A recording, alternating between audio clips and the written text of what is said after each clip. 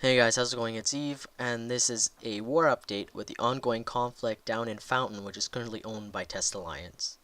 In the first major engagement of the Fountain campaign, Test Alliance, with assistance from Pandemic Legion, Black Legion, Northern Coalition, the Retirement Club, Noli Secunda, and Tribal Band, held off the Goonswarm-led Clusterfuck Coalition and saved the J5A TAC IX system.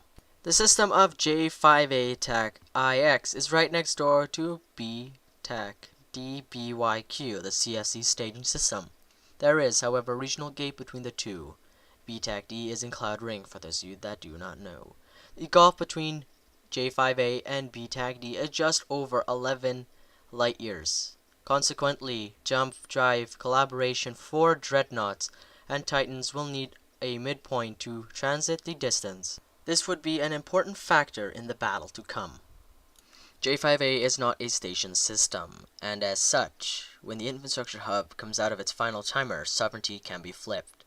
This would have made it the first system lost by Test in this campaign. GSF recon pilots were ever watchful of Karkan, Test staging system in Iridia Losec, and informed the CFC FCs of their fleet comps. These fleet commanders were also aware that Test would not be alone in this fight. The CFC formed up over 1,000 pilots for the battle, relying on their main doctrines of Tengus and Tempest fleet issues and cargoes, and electronic warfare ships in support. Test returned to its old standby of Rox and Navy Apocalypse. Their allies brought along Ajax and a Dominic's Blob with heavy bomber support. With their fleets also numbering around 1,000, the CFC was also concerned about NC. and PL's large supercapital fleets. Both sides formed up at roughly the same time, but due to the CFC's forming system being just one jump away from the target system, the CFC forces entered the system first.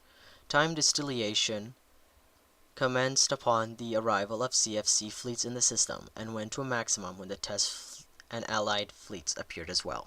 The CFC FCs quickly concluded that engagement versus Test and friends with equal number of subcaps while under the sword of Damocles, that is the PL supercapital fleet, was stupid and withdrew their forces to safety back of B-D.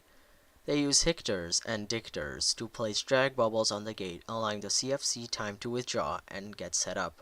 Shortly thereafter, Test and friends jumped in. The fight commenced.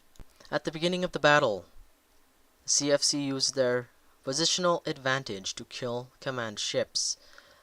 They were able to kill a good number of them before Test and friends fleets were able to maneuver into their own optimal range.